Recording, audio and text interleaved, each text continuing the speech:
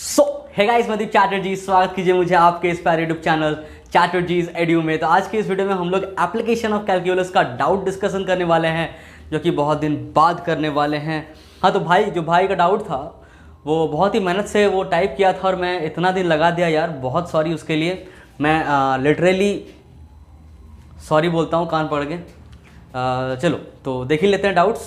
अब तक क्लियर हो गया होगा क्या, पता नहीं, देख ही लो। और भी किसी का डाउट होगा तो खास करके भाई देख लो एक बार और। तो डाउट नंबर 1 मेरा भाई का है कि डाउट नंबर 1 है एक्सरसाइज 1.2 क्वेश्चन नंबर 6 का 5। अब आपके बुक में ये क्वेश्चन कितने नंबर में है पता नहीं मुझे। अरे बहुत मुश्किलों से ये क्वेश्चन भी जुगाड़ किया है। मेरे पास बुक में ये क्वेश्चन मतलब था नहीं। मैंने एक अपने ऑफलाइन वाले स्टूडेंट से PDF मंगवा के बहुत अरेंज किया हूँ। तो ये क्वेश्चन कुछ इस तरह से कि भाई का डाउट जो है क्वेश्चन नंबर 6 का 5 है। मतलब ये जो क्वेश्चन है इसमें 5 पार्ट है, 5 क्वेश्चन है इसमें जो 5th नंबर क्वेश्चन है उस पर डाउट है उनका।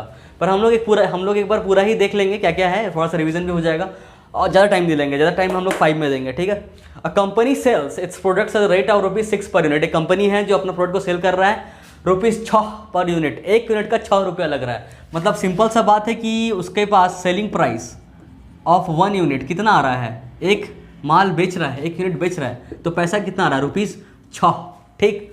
और लेट हम लोग मान लेते हैं let the number of units भी कितना, let the number of units be x.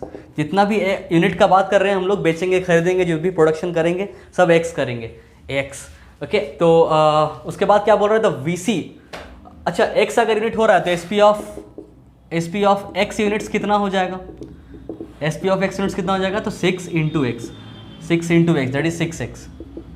अरे अगर एक सामान बेच के ₹6 मिलता है, ये मार्कर बेच के मतलब ₹6 हमको मिल रहा है, 2 मार्कर भी बेचेंगे तो 6 ₹12 मिलेगा। मतलब 6 इंटू 2 कर देंगे, 6 इंटू 3 कर देंगे। अगर 3 बेचेंगे तो वैसे ही x यूनिट हम लोग बेच रहे हैं तो 6 इंटू एक्स कर दिए, तो ये आ गया मेरा सेलिंग प्राइस। यही एक्चुअली हम लोग का रेवेन्यू है, क्योंकि जितना अमाउंट हम लोग रिसीव कर रहे होते हैं बेच के किसी सामान को, उसको ही हम लोग रेवेन्यू बोलते हैं। तो ये रेवेन्यू भी हो जाएगा। अगर आगे रेवेन्यू पूछे धड़ाक से बोल देंगे यही है रेवेन्यू, ठीक है। Selling price of all the items is the revenue. Selling price of all the items is always the revenue, okay. Products हम लोग आगे बढ़ते हैं, क्या है द VC मतलब क्या था, variable cost. The variable cost are estimated to run 25% of total revenue received.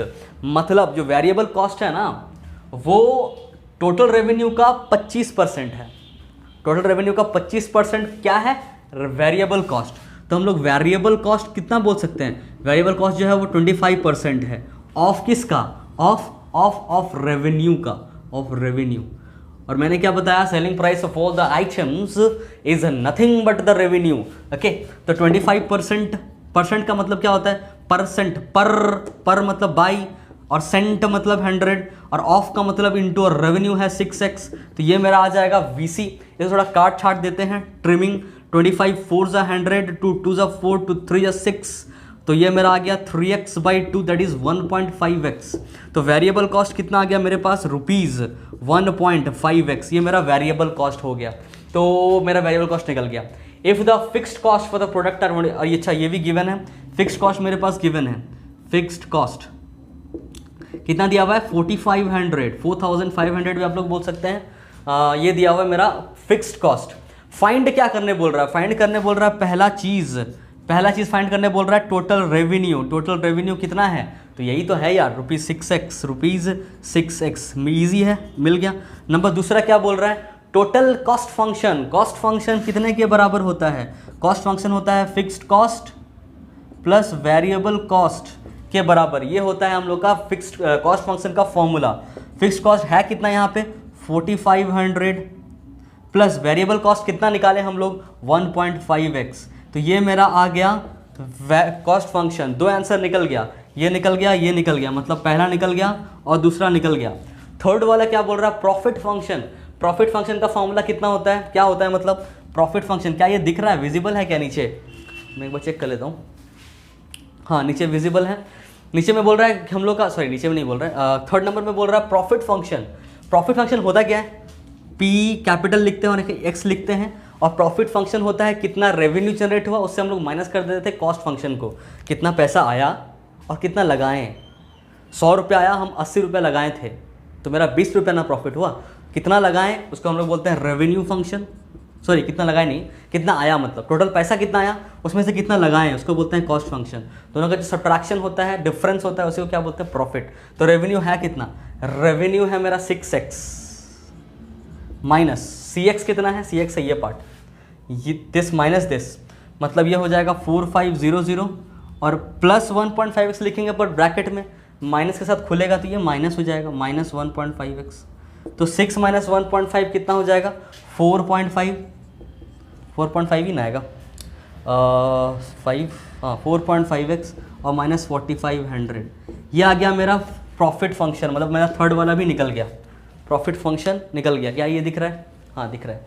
अभी इतना आप लोग नोट डाउन कर लिए क्या, थोड़ा BEP भी निकाल ही लेते हैं, खाली हम लोग 5th वाले के लिए पूरा जगह लेंगे। नंबर 4th में कह रहा है BEP कैसे निकालते हैं हम लोग, प्रॉफिट फंक्शन को जीरो कर देते हैं। तो प्रॉफिट फंक्शन को जीरो कर देंगे मतलब 4.5x माइनस 4500, इसको इक्वलाइज कर देंगे जीरो से। जब हम लोग के पास प्रॉफिट जीरो हो, लॉस भी जीरो हो, तो हम लोग बोलते हैं मेरा ब्रेक इवन पॉइंट आ गया है। तो मेरे पास यहाँ प्रॉफिट दिख रहा है, उस प्रॉफिट कितना होना चाहिए, कितने की इक्वल, जीरो की इक्वल होना चाहिए। तो इसका मतलब मेरा x का जो भी वैल्यू होगा वही मेरा ब्रेक इवन पॉइंट होता। तो 4.5x इक्वल टू 4500 हो जाएगा, पॉइंट हटेगा यहाँ 10 आएगा और 45 इतना बार में कटेगा 100 बार में, तो x कितना कितना हो जाएगा 100 इंटू 10 तो 1000। ये मेरा चौथा आंसर, 4th वाला भी निकल गया। अब इतना आप लोग नोट डाउन कर लीजिए अगर करना है तो। हम लोग डिस्कस करते हैं मेन डाउट जो कि है 5th वाला। हो गया, हो गया क्या, ओके ये सब हटाओ।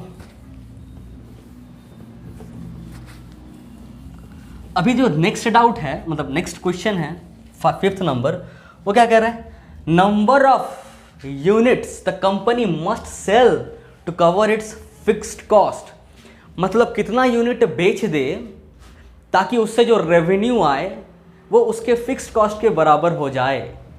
कितना सामान बेच दे ताकि उससे जो पैसा आए, जो पैसा आता है बेच के, उसी को तो रेवेन्यू बोलते हैं ना।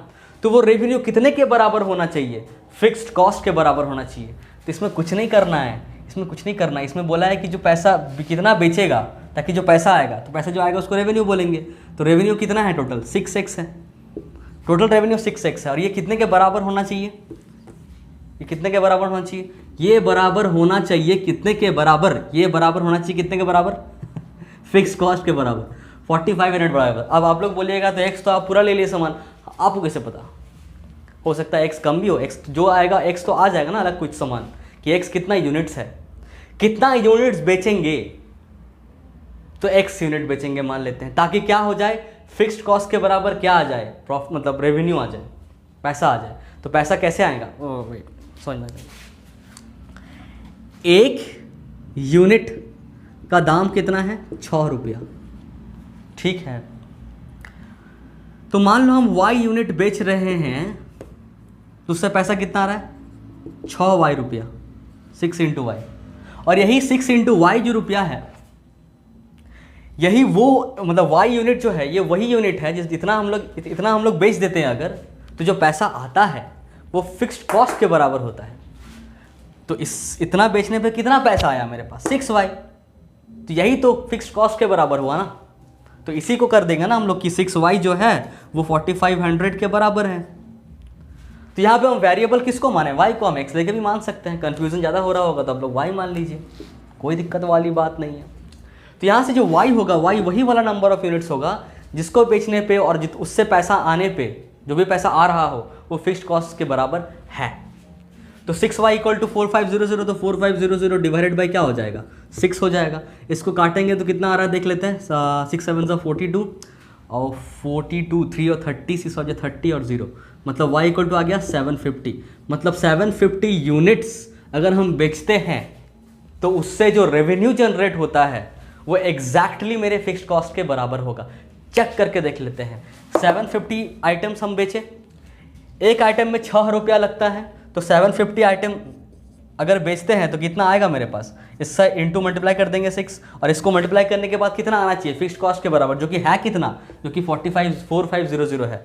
देखते हैं 600 से 30 का 0 3 कैरी 7 40 43 45 आ गया, मतलब this is the number of units which you will sell and get the revenue which equals to the fixed cost, that's it. मतलब इतना तो बेचना ही पड़ेगा ताकि कम से कम फिक्स्ड कॉस्ट मैनेज हो जाए। समझ पा रहे हैं? प्रॉफिट नहीं चाहिए, प्रॉफिट से भी कम है, वेरिएबल कॉस्ट भी ये बेयर नहीं कर पा रहा है इतना आइटम बेचने पे। इतना आइटम बेचने पे क्या ब्रेक इवन पॉइंट भी नहीं आ रहा है। 1000 आइटम बेचेंगे तब जाके नो प्रॉफिट नो लॉस वाला सिचुएशन बन रहा है, मतलब BEP आ रहा है, ब्रेक इवन पॉइंट आ रहा है। उससे कितना कम बेचेंगे, कम से कम फिक्स्ड कॉस्ट तो काम चला हो जाए। जो 750 अगर बेच देंगे, कम से कम मेरा फिक्स्ड कॉस्ट का पैसा निकल जाएगा। और 1000 बेच देंगे तो अब मेरा वेरिएबल कॉस्ट और फिक्स्ड कॉस्ट दोनों निकल जा रहा है। और 1000 से ज़्यादा बेचेंगे तब प्रॉफिट आना स्टार्ट होगा। समझ में आ गया? तो ये मेरा सॉल्यूशन पहला डाउट का। बढ़ते हैं हम लोग नेक्स्ट डाउट की ओर। तो जब हम लोग का डाउट नंबर 2 जो है वो है क्वेश्चन नंबर 13 का 4। आप लोगों के बुक में कुछ अलग भी हो सकता है, पर क्वेश्चन देख लीजिए। A company sells pens at ₹5 per unit, मतलब selling price of one item कितना है? ₹5। और x यूनिट हम लोग मान लेते हैं, x आइटम्स का कितना होगा? फिर x आइटम्स का ₹5x हो जाएगा। The fixed cost of the company is ₹3200। Fixed cost दिया हुआ है ₹3200 एंड वेरिएबल कॉस्ट इज, अरे ये तो सेम लग रहा है यार। Variable cost is estimated to run 25%। 25% में 25/100 of what? Total revenue. Total revenue यही वाला है, तो इंटू 5x हो जाएगा। ये पूरी सेम है, पिछले वाला जैसा ही आप लोग बना सकते हैं। चलिए 13 का 4 वही सेम डाउट है। और टोटल रेवेन्यू ये हो गया आपका 25 4 जा 100, तो हो जाएगा 5x/4। ये आ गया मेरा variable cost, that's it. Total revenue कितना हो जाएगा? तो पहला वाला टोटल रेवेन्यू कितना हो रहा है? 5x मेरा पहला आंसर। दूसरा आंसर कितना हो जाएगा?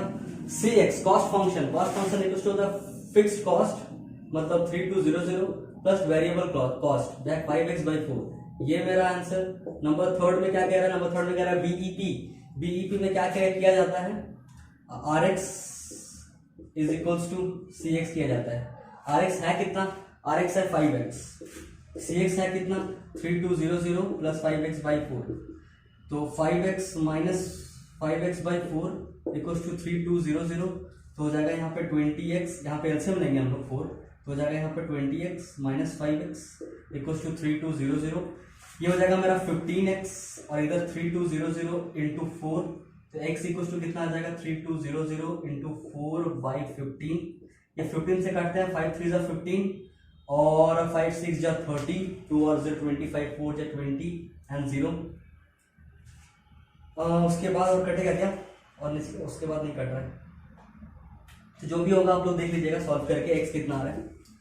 ऐसे ही निकलता है BEP। और नंबर 4 में क्या कह रहा है? वही the quantity the company must sell to cover its fixed cost. ऐसा कोई जब भी बोले तो कॉस्ट जो भी तो आपका रेवेन्यू रहेगा उसको इक्वलाइज कर दीजिए फिक्स्ड कॉस्ट से।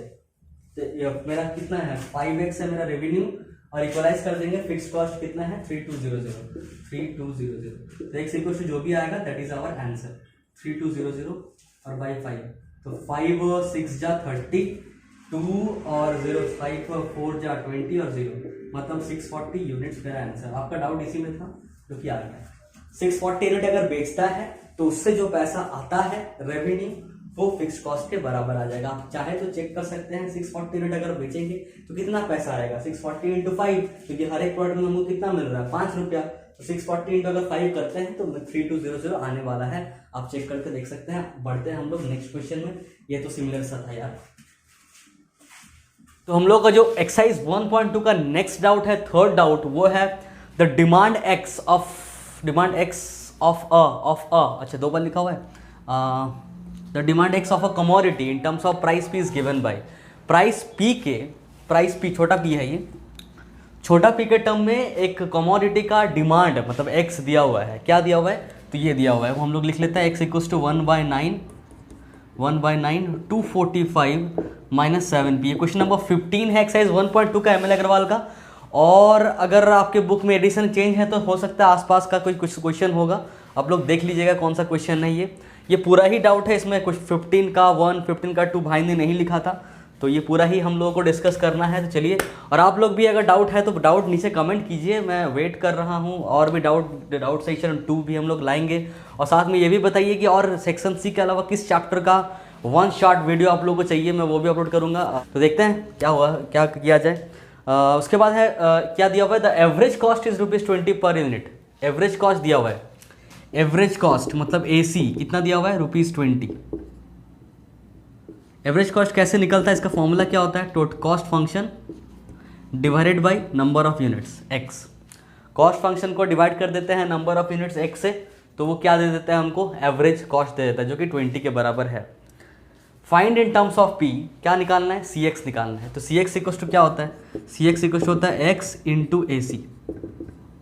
ठीक है, तो CX इक्वल टू कितना हो जाएगा, AC कितना है, AC है 20 और x कितना है ये वाला, तो कितना आ जाएगा 20, x कितना है, x ये है, x है ये वाला पूरा, और इसके साथ मल्टीप्लाई क्या करेंगे हम, AC को, AC मतलब 20, मतलब हो जाएगा 20/9 245 माइनस 7p। ये मेरा आंसर CX का। कुछ नहीं किए यार, x को मल्टीप्लाई किए AC से, तो AC तो 20 है ना, AC तो 20 है ना, इसको मल्टीप्लाई कर देंगे इसके साथ, इसको मल्टीप्लाई कर देंगे इस पूरे के साथ, तो 20 इंटू 1/9 जो भी आएगा 20/9 आ जाएगा, 20/9 245 माइनस 7p आ गया, हो गया। लिख लीजिए इसको भी। तो ये मेरा फर्स्ट का आंसर आ गया, मेरा फर्स्ट का आंसर आ गया। सेकंड में क्या कह रहा है, सेकंड में कह रहा है revenue function RX। Revenue function कैसे निकलता है, जो भी मेरा डिमांड होता है, ये है डिमांड, x यहाँ पे क्या है, डिमांड है, तो ये डिमांड जो है उसको बस मल्टीप्लाई कर देना होता है प्राइस P से। मतलब RX का फॉर्मूला क्या होता है हम लोग पहले लिख लेते हैं, RX इक्वल होता है x dot P, x into P। तो x है कितना, x तो ये पूरा है, और P कितना है, P तो P है, प्राइस P, तो हो जाएगा P इंटू ये P को मल्टीप्लाई करना है इस पूरे से, तो P/9 हो जाएगा, मतलब हो जाएगा P/9। अरे क्या क्या हम लिख रहे हैं, P/9, ये P छोटा p है, और उसके बाद 245 माइनस 7p आंसर। ये P सेम ही P है, ये मेरा आंसर। ये मेरा आ गया रेवेन्यू फंक्शन, इसको भी नोट डाउन कर लीजिए, मैं पहले वाले को मिटा रहा हूँ।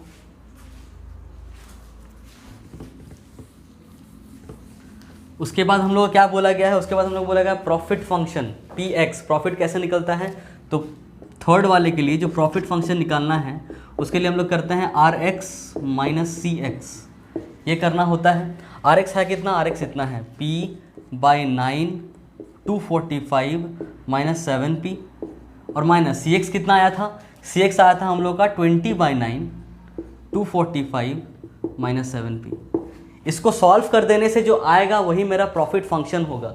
ध्यान रखिएगा, यहाँ पे जो P लिख रहा हूँ मैं स्मॉल p, यहाँ पे भी स्मॉल p, और यह वाला कैपिटल P है, capital P represent profit function, small p represent price. ठीक, अब इसको हम लोग सॉल्व करते हैं। इस वाले टर्म में और इस वाले टर्म में कॉमन क्या है, 245 माइनस 7p, तो इसको हम लोग कॉमन ले लेते हैं, 245 माइनस 7p। तो क्या बचता है उसको हम लोग नेक्स्ट ब्रैकेट में लिखते हैं। तो इस ब्रैकेट में, इस टर्म में क्या बचा, P/9, तो हम लोग लिख लेंगे P/9 माइनस इसमें क्या बचा, 20/9। इसी में आंसर हम लोग छोड़ सकते हैं।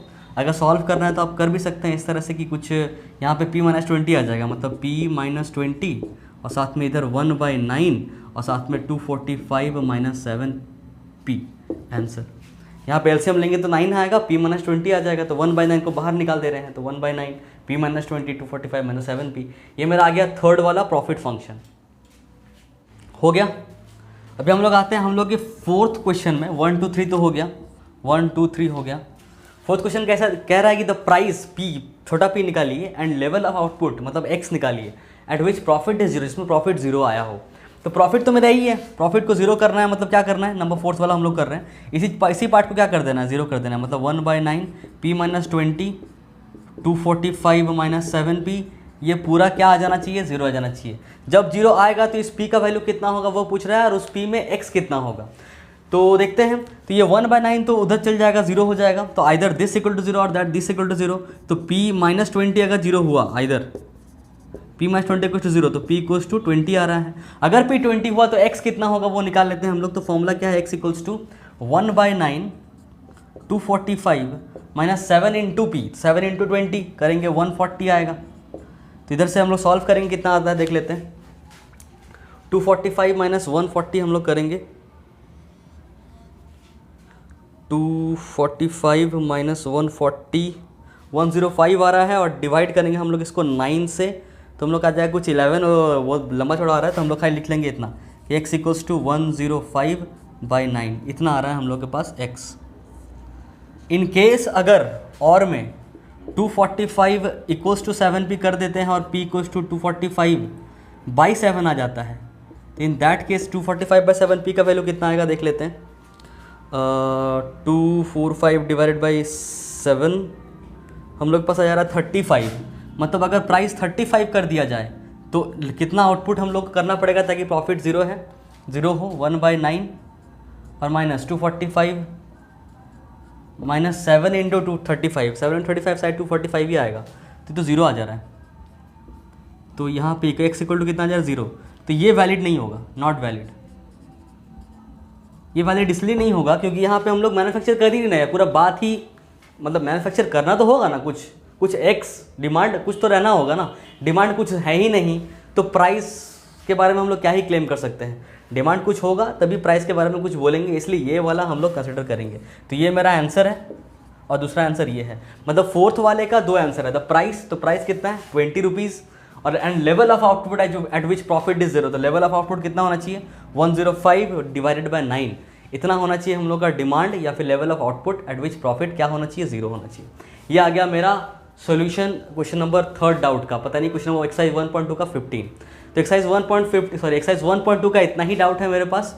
आगे हम लोग आते हैं एक्सरसाइज 1.3 का कुछ डाउट्स है, उसको देखते हैं। तो ये रहा हम लोग का डाउट नंबर 4 आज के इस वीडियो का एक्सरसाइज 1.3 से।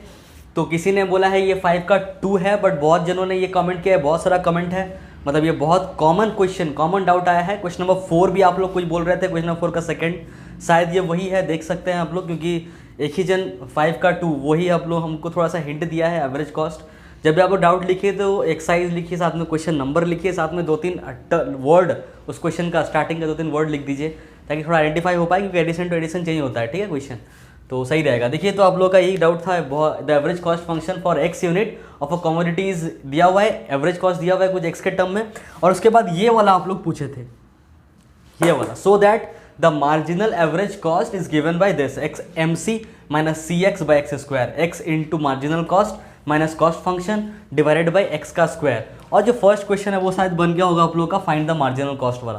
तो चलिए एक बार सॉल्व कर लेते हैं हम लोग। मेरे पास है कितना, मेरे पास है क्या, मेरे पास एवरेज कॉस्ट दिया हुआ है। एवरेज कॉस्ट कितना दिया हुआ है 1/3 एक्स स्क्वायर, जहाँ पे एक्स क्या है average cost function for x unit, x क्या है यहाँ पे नंबर ऑफ यूनिट्स, ठीक है, और माइनस प्लस 3x सॉरी और माइनस 7 और प्लस 16/x। ये है मेरा एवरेज कॉस्ट। निकालना क्या है मेरे को, हमको निकालना है मार्जिनल कॉस्ट। मार्जिनल कॉस्ट निकालना है। क्या होता है मार्जिनल कॉस्ट का फॉर्मूला, तो D by D x of सी,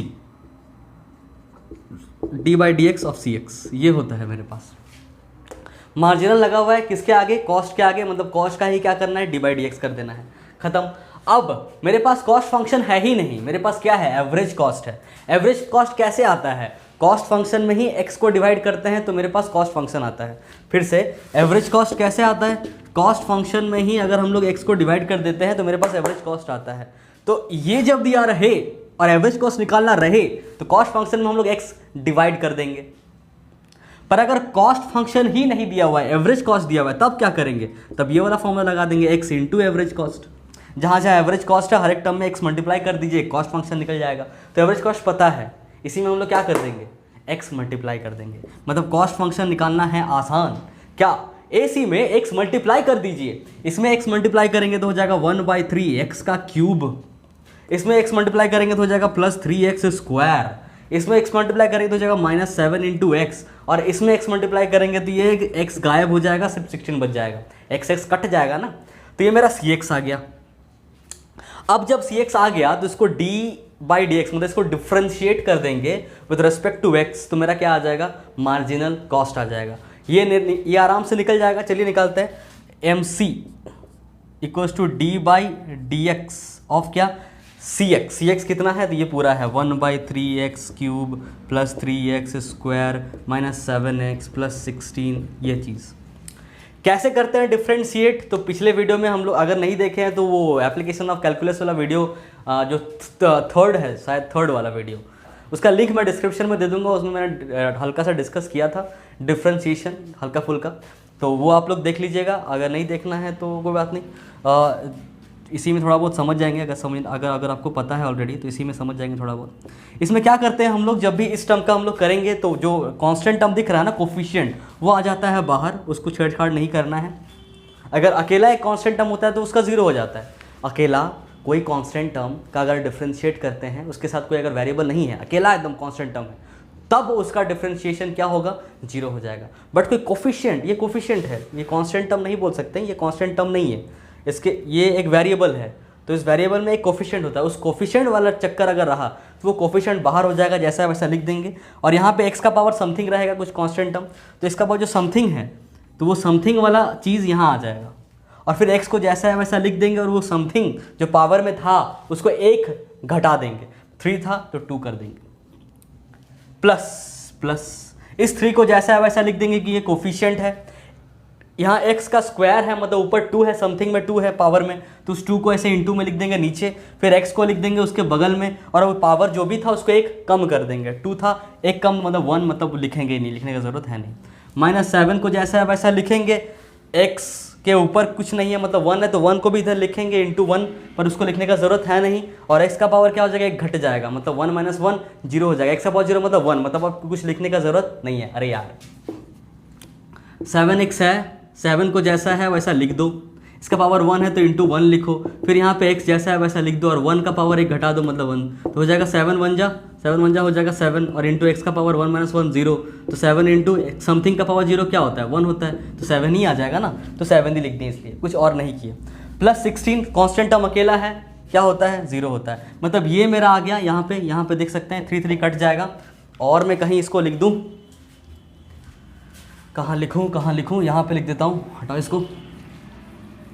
तो मेरा मार्जिनल कॉस्ट कितना आ गया, मेरा मार्जिनल कॉस्ट आ गया 3 3 कट गया, हो गया x² प्लस 3 2 जा 6x और -7, ये मेरा आ गया मार्जिनल कॉस्ट। कैसे आया मार्जिनल कॉस्ट, तो एवरेज कॉस्ट दिया हुआ था, उसमें x थ्रू आउट मल्टीप्लाई कर दिए हर एक टर्म में, तो मेरा कॉस्ट फंक्शन निकल गया। कॉस्ट फंक्शन को x के रेस्पेक्ट में डिफ्रेंशिएट कर दिए, जिसको अगर डिटेल में सीखना है थोड़ा सा उस वीडियो में ही है, जो 3rd वीडियो है एप्लीकेशन ऑफ कैलकुलस का, उसका 3rd वीडियो आप लोग का लिंक डिस्क्रिप्शन में हम लोग दे देंगे, उसके बाद देख लीजिएगा तो डिफरेंशिएशन का हल्का फुल्का आइडिया लग जाएगा। और उसके बाद इसको थोड़ा देखिएगा, समझ में आ जाएगा क्या किए, cx को डिफ्रेंशिएट कर दिए, तो ये मेरे पास आया, यही मेरा आंसर है। ये हो गया फर्स्ट का सॉल्यूशन। अभी इसमें ज़्यादा डाउट था नहीं, डाउट ज़्यादा था किसमें, इसमें सेकंड वाले में, तो इसको पहले आप लोग नोट डाउन करना है तो कर लीजिए, आते हैं सेकंड वाले में आराम से।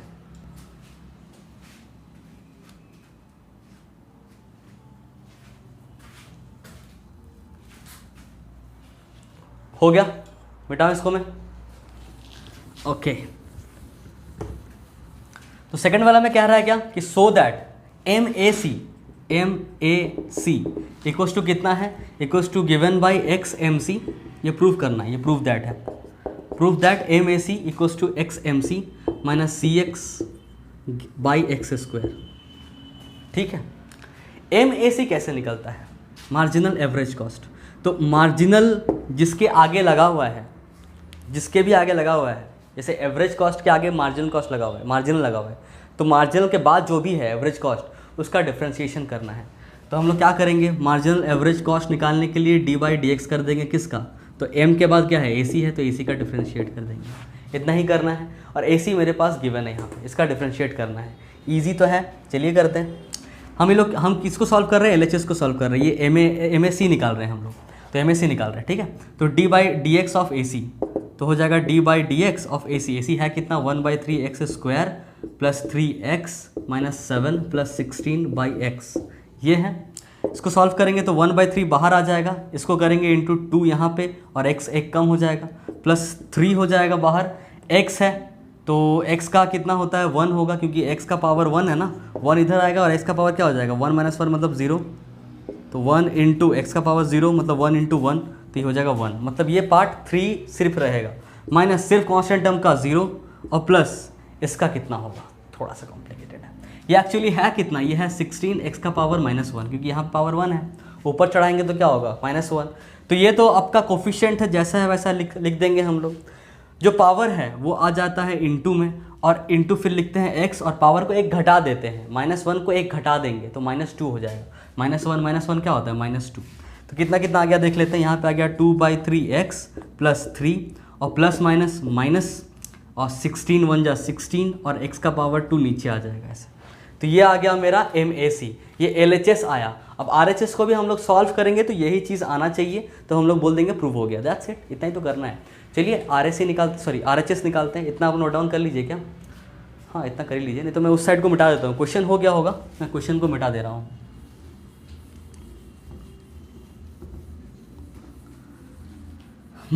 चलिए आगे सॉल्व करते हैं।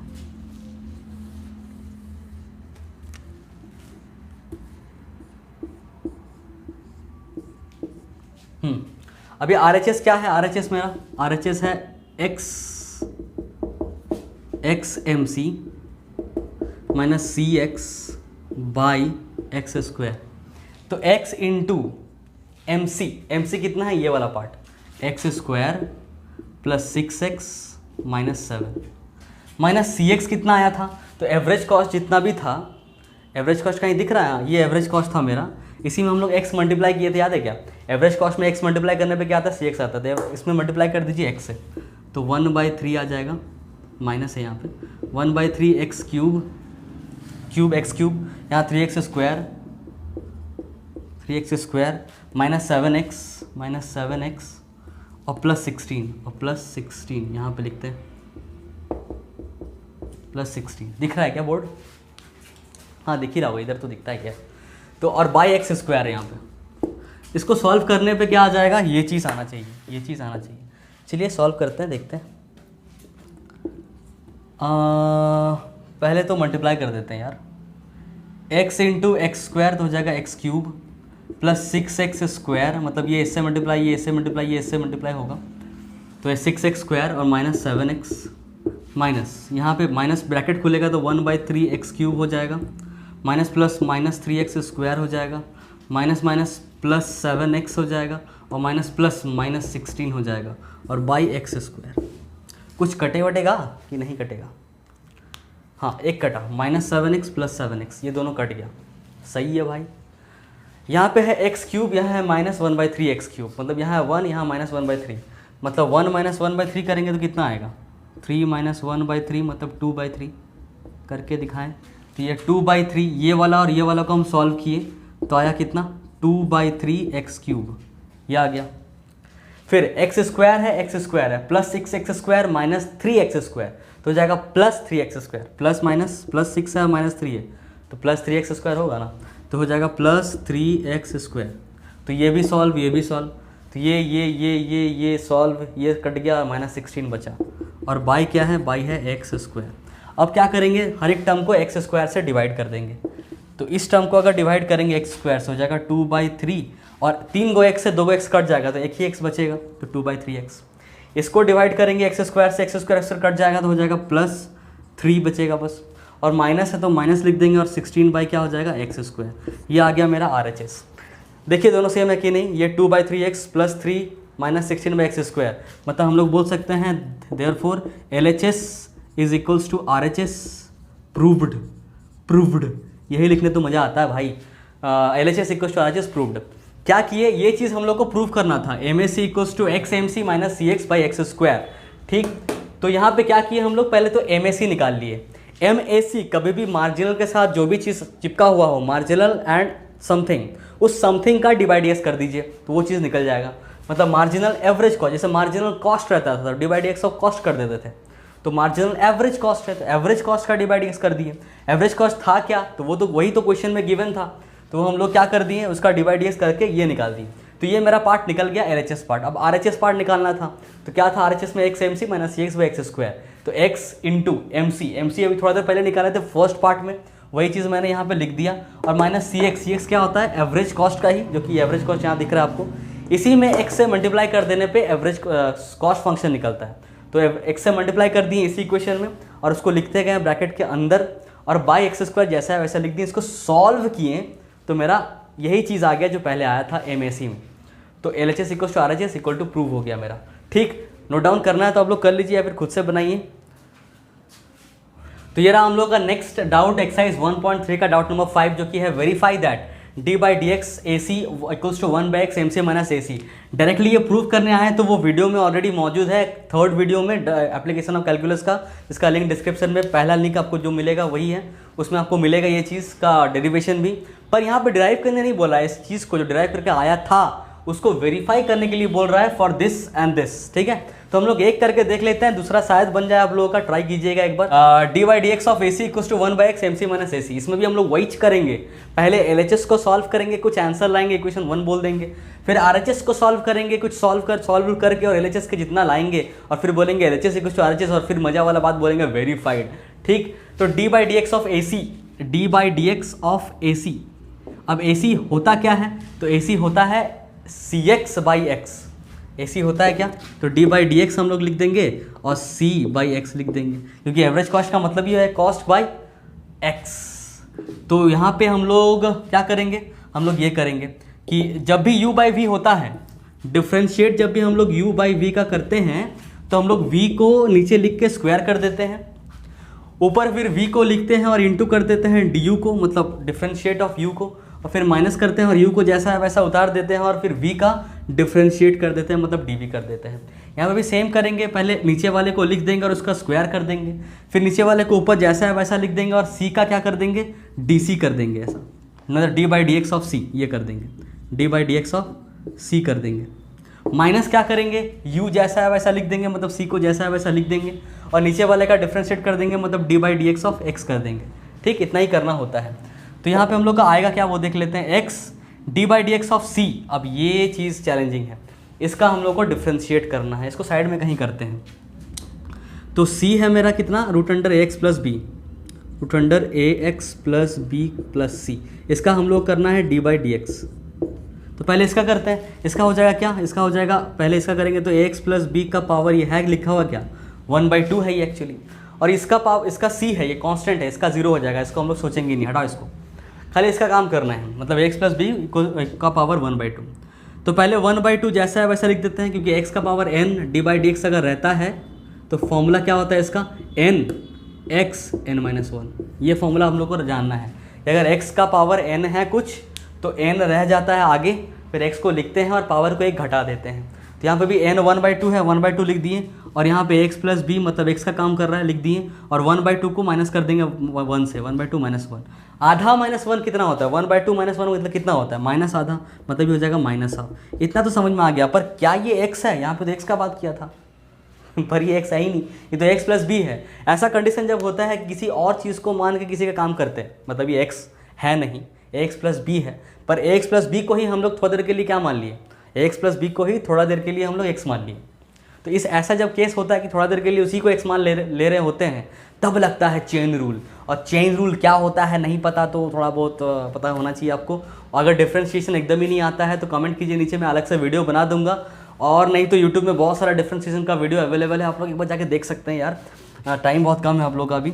तो ax प्लस बी है, इसका चेन रूल करेंगे, मतलब इसके अंदर आप घुस जाएंगे, इसके अंदर घुस के इसका डिफ्रेंशिएट करेंगे। क्यों, क्योंकि ये x नहीं था, अगर x होता तो कोई दिक्कत नहीं था, पर x नहीं है तो इसका अंदर घुस के फिर इसका डिफरेंशिएट, और जो भी आएगा इंटू के साथ लिखते चलेंगे। तो इसका डिफरेंशिएट करेंगे पहले x का, तो कोफिशिएंट को पहले लिख देते हैं, और x का करेंगे, तो x का करेंगे तो क्या आएगा, D by D x of x कितना होता है 1, तो इसको लिखेंगे ही नहीं, प्लस b सिर्फ कॉन्स्टेंट टर्म है, पूरी फ्री कॉन्स्टेंट टर्म, तो 0 हो जाएगा, मतलब a1 आएगा।